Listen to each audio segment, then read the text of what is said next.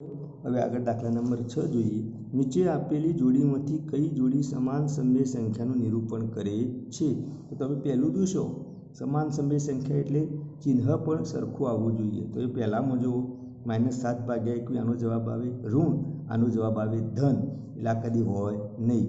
હવે ત્રીજી જુઓ તો આનો જવાબ શું આવે? આ ધન થાય, ઓછા ભાગ્યા ઓછા, અને આ પણ ધન છે, એટલે આ બંને કેવી કહેવાય? સમાન કહેવાય। હવે આ બંને જોઈએ, સમાન સમય સંખ્યા શોધવી હોય તો તમે ભાગાકાર ગુસ્સા વડે સીધો ભાગાકાર કરીને શોધી શકો। કેમ કે 16/20નો આગળ ભાગાકાર થઈ શકે છે, તો પહેલું સીધું ગુસ્સા વડે આપણે ભાગીએ।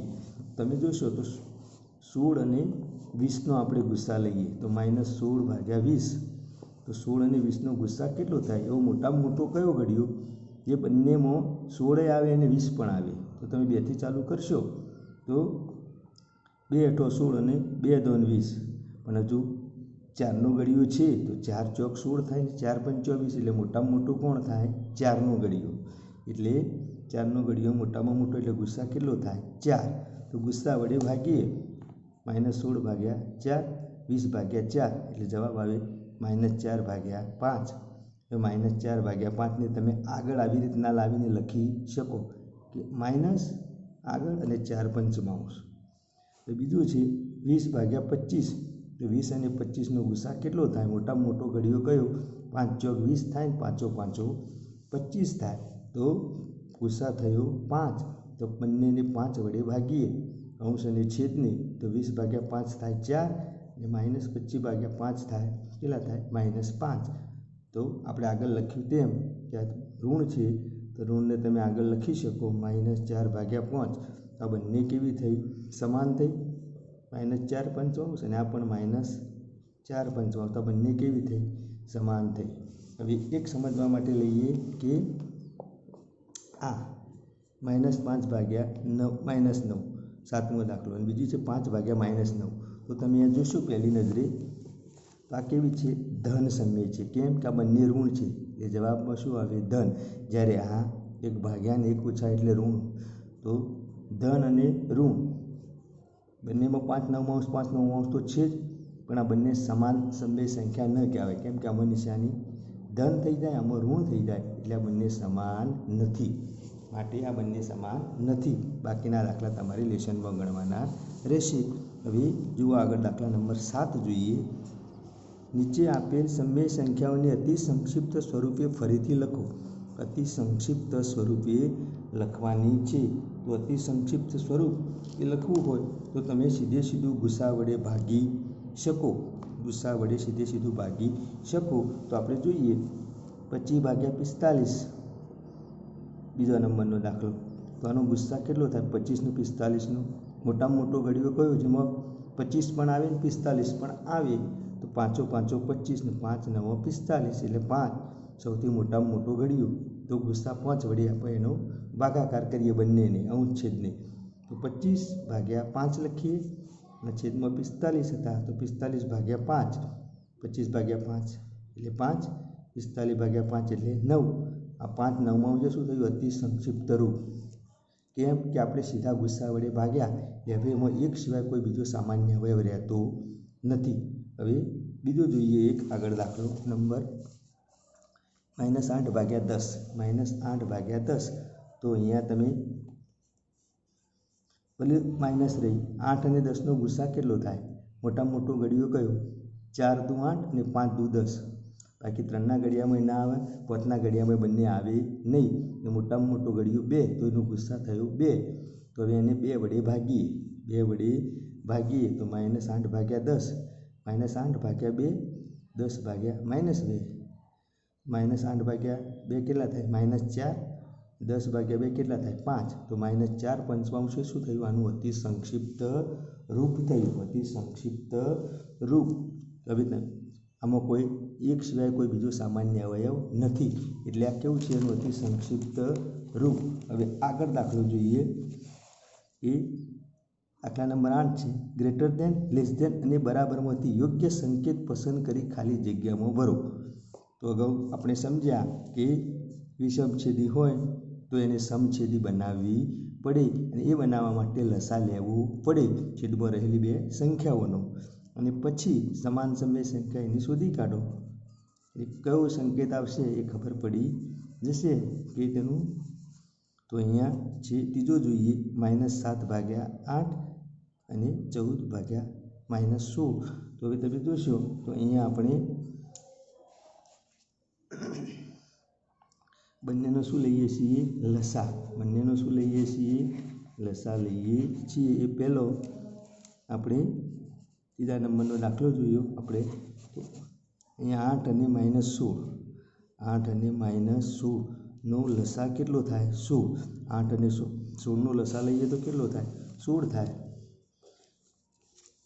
8 અને 16 2 4 2 8 2 2 2 4 2 1 2 2 4 2 1 અને 1 2 દુ 4 4 દુ 8 દુ 16. તો લસા કેટલો થાય? 16 લઈશું બનાવીએ એને સમછેદી બનાવીએ. લસા 16 લઈશું બનાવીએ સમછેદી. તો અહીંયા આપણે એનો લસા લઈએ છીએ 16. તો લસા 16 હોય તો છેદમાં કેટલા આવવા જોઈએ? 16.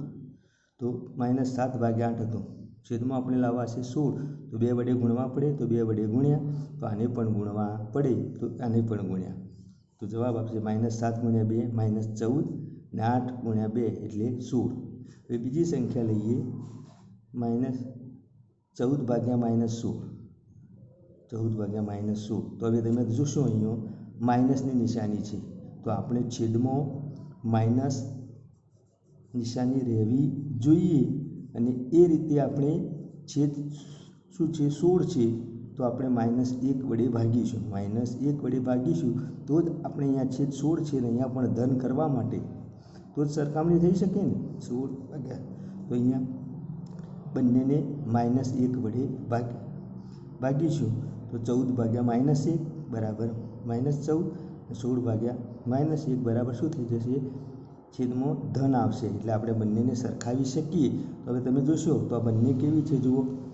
16 ને 16 સરખા છે. છેદ અંશ કેવા છે? સરખા. માટે આ બરાબર સંખ્યા કેવી છે? બંને સરખી છે. એટલે કે કેવી છે? બરાબર છે.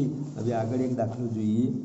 ચોથા નંબરનો દાખલો -8/5 અને -7/4 બંનેમાં વચ્ચે શું નિશાની આવશે? તો ડાબી બાજુ જે હોય એના અનુસંધાનમાં આપણે નિશાની લખવાની રહેશે. તો અહીંયા તમે જોશો કે 5 અને 4નો લસા કેટલો થાય? 5 અને 4નો લસા લઈ સમછેદી બનાવીએ. તો આ રીતે 4 2 5 5 2 1 5 1 અને 5 1. તો અહીંયા 5 1 થશે. 2 દુ 4 4 5 20 લસા લઈ શું કરીએ? એને સમછેદી બનાવીએ. તો છેદમાં આપણે શું જોઈએ? 20 લાવવા પડે. તો 5 તો હતા જ.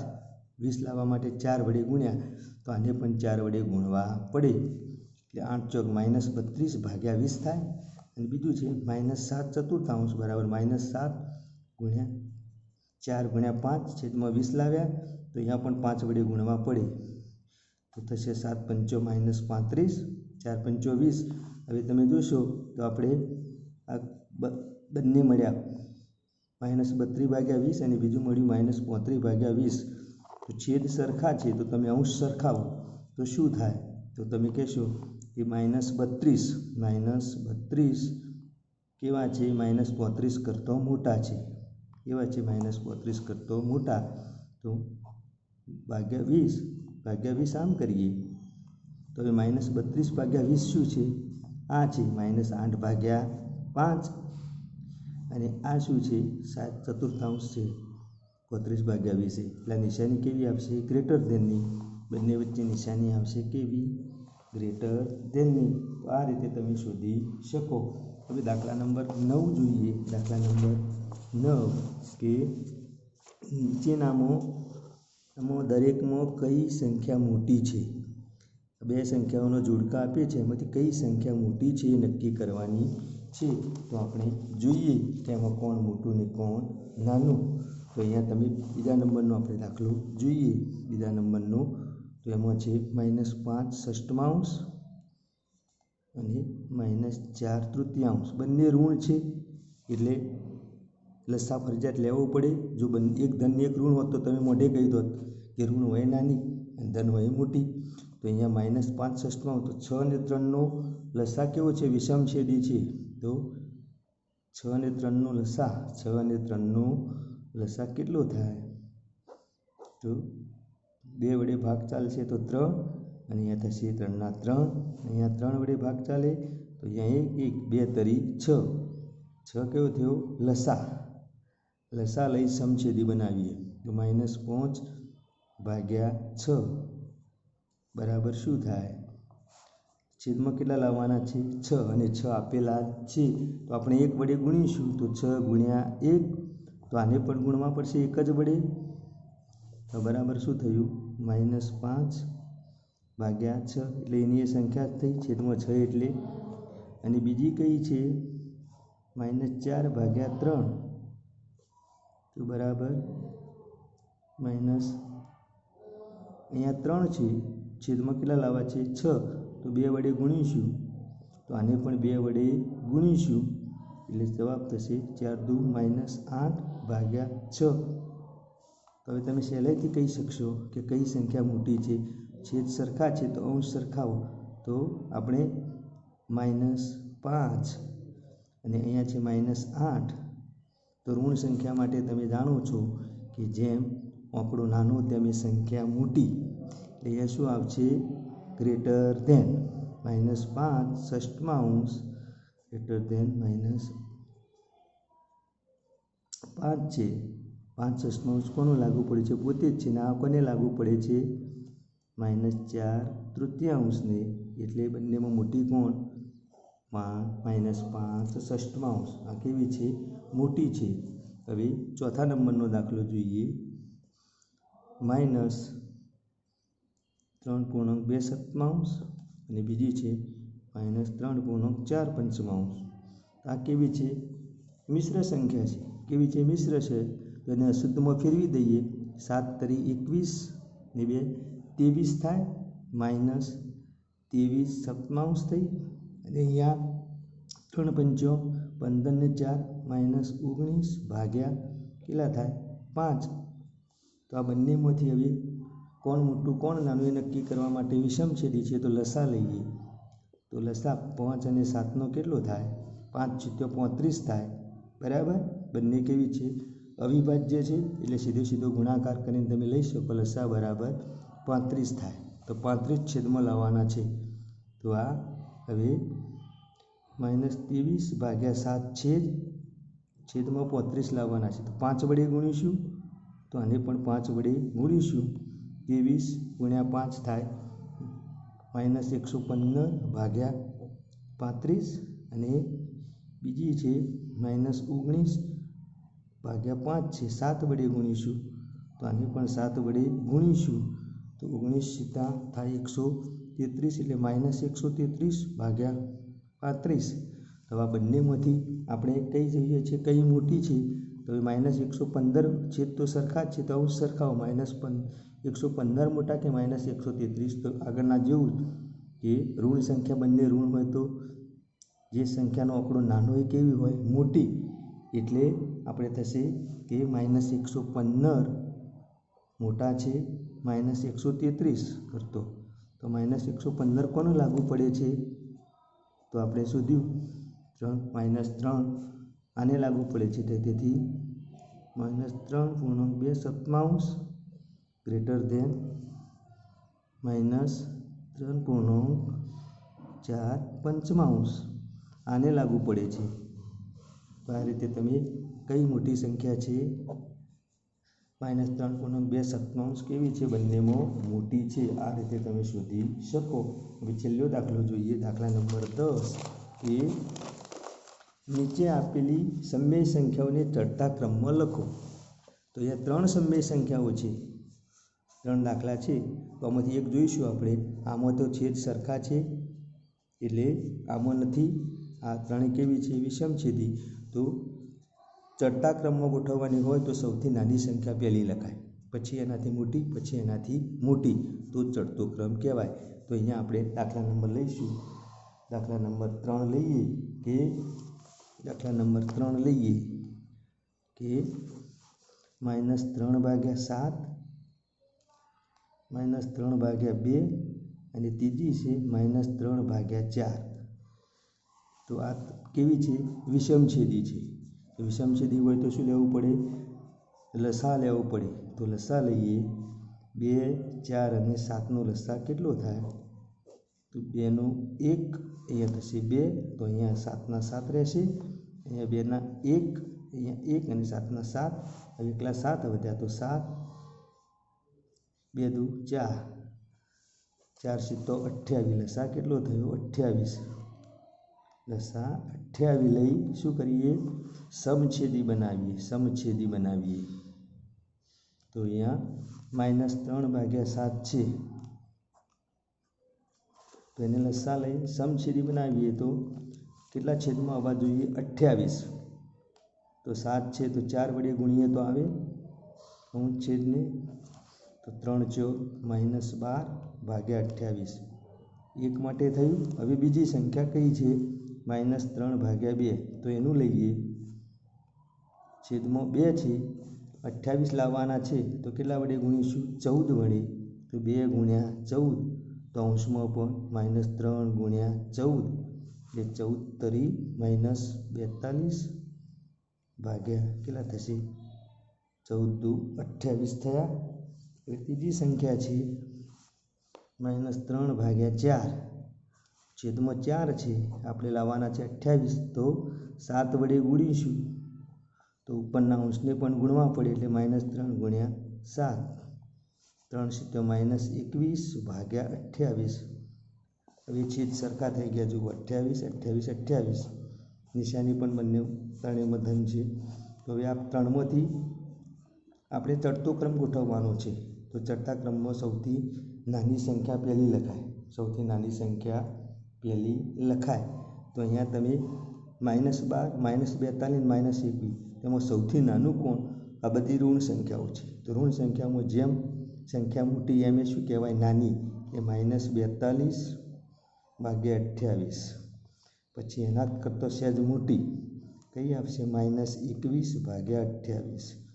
અને ત્રીજી થશે -12/28. હવે આ કોને લાગુ પડે છે? આ તો આપણે છેદ સરખાવવાનું છે. -42/28 કોને લાગુ પડે છે? બીજા નંબરની. તો -3/2. ચડતો ક્રમ અમે લખીએ. ચડતો ક્રમ સૌથી નાની આ આવી, સૌથી નાની. પછી એનાથી સહેજ મોટી કઈ આવશે? -21/28. અને સૌથી મોટી ત્રણેયમાં -12/28 એટલે કઈ થશે? આને લાગુ પડે છે. -3/2 આવી ગયું. હવે -12 વાળી કઈ છે? છેલ્લે છે. -21 વાળી કઈ છે? આ છે. -3/4. અને ત્રીજી થાય 28 છે. -12 -3/7. તો આપણો ચડતો ક્રમ કયો થયો? -3 દૂતીયાંશ, -3 ચતુર્થાંશ, -3 સપ્તમાંશ. એટલે કે -3 દૂતીયાંશ. આવું પણ લખી શકાય. -3 દૂતીયાંશ નાના છે -3 ચતુર્થાંશ, નાના છે -3 સપ્તમાંશ. આવું પણ લખી શકાય ચડતો ક્રમ. અને આવું પણ લખી શકાય ચડતો ક્રમ કરીને. બંને રીતે લખી શકાય. એનો અર્થ શું થયો? કે આ સૌથી નાની છે, આ સૌથી મોટી છે. 3 જ છે એટલે આ સૌથી મોટી ને આ સૌથી નાની. તો ચડતો ક્રમ. ઉતરતો ક્રમ લખવો હોય તો ચિહ્ન બદલી નાખવાનું. સૌથી મોટી સંખ્યા પહેલી લખાય, પછી એનાથી નાની અને છેલ્લે સૌથી નાની. ઓકે.